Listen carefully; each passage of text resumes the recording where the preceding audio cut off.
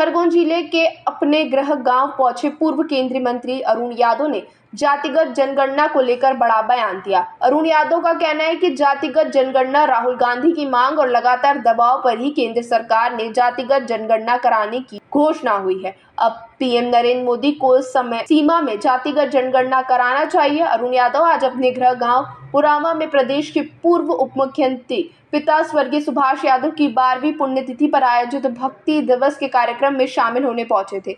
हाल ही में अखिल भारतीय कांग्रेस ने अरुण यादव को पिछड़ा वर्ग के लिए बनाई कमेटी में शामिल किया। अब अरुण यादव जातिगत जनगणना को लेकर देश में सक्रिय हैं। मीडिया से बातचीत में अरुण यादव का कहना था कि मध्य प्रदेश सरकार को 56% पिछड़ा वर्ग के प्रदेश की जनसंख्या के आधार पर आरक्षण देना चाहिए। देश में जातिगत जनगणना करने वाला पहला राज्य कांग्रेस शासित तेलंगाना ने की है। कर्नाटक सहित कांग्रेस सरकार वाले राज्यों में जातिगत जनगणना का काम तेज गति से चल रहा है। इधर पूर्व कृषि मंत्री सचिन यादव ने प्रदेश में खेती में हो रहे विकास को लेकर अपने पिता स्वर्गीय सुभाष यादव के हरित क्रांति के नारे के सपने को साकार होना बताया है। सचिन यादव का कहना है कि प्रदेश में नर्मदा सहित अन्य नदियों पर बने बांधों से हर खेत को पानी मिले सार्थक साबित हो रहा है। भाजपा श्रेय ले रही है इसको जातिगत।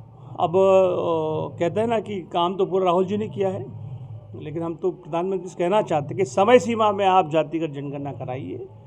जो बीड़ा राहुल जी ने उठाया था, जो संकल्प राहुल जी ने दिया है, उसको पूर्ण करने का काम अब प्रदेश और देश की सरकारों की। आज भी मध्य प्रदेश में पिछले 20 सालों से हमारे पिछड़े संघर्ष करते आरक्षण के लिए। आपको याद हो कि जब 18 में कमलनाथ जी सरकार आई, हम भी उसके एक पार्ट थे। हमने 27% आरक्षण पिछड़ों को देने की बात की थी। जैसे ही हमारी सरकार 15 महीने में ख़त्म हुई, उसके बाद फिर से आरक्षण की बात को नस्ती करने का काम प्रदेश की सरकार ने किया। आज भी प्रदेश की सरकार से हम मांग करते हैं, प्रदेश के मुख्यमंत्री से मांग करते हैं कि जो हमारा हक है, पिछड़ों का हक है, 56% आबादी मध्य प्रदेश की पिछड़ों की है। हमें हमारी हिस्सेदारी मिलनी चाहिए और ये जिम्मेदारी प्रदेश की सरकार की है।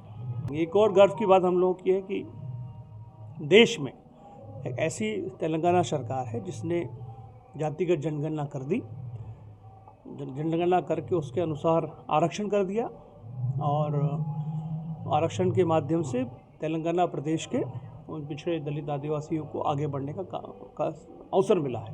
कर्नाटक सरकार, जहाँ जहाँ कांग्रेस की सरकारें हैं, स्वर्गीय पिताजी ने जो हरित क्रांति का जो नारा दिया था, उस हरित क्रांति के नारे को आगे बढ़ाने का काम हम सब साथी मिलकर के कर रहे हैं।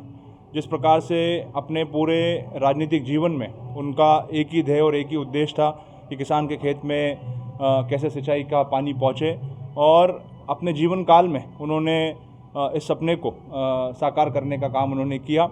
और जो बचा हुआ उनका जो काम था, उस काम को भी आगे बढ़ाने का काम हम और हमारे साथी मिलकर के कर रहे हैं। और आज जिस प्रकार से एक सपना उन्होंने देखा था कि हमारा जो निमाड़ है, हमारा जो प्रदेश है, वो अन्य प्रदेशों की तुलना में निरंतर आगे बढ़े, उन्नति करे, और आज उनका जो सपना है वो सपना साकार होता हुआ नजर आ रहा है। ताज़ा खबरों के लिए सब्सक्राइब करें JSR टाइम्स और साथ ही नोटिफिकेशन पाने के लिए बेल आइकन को दबाएं।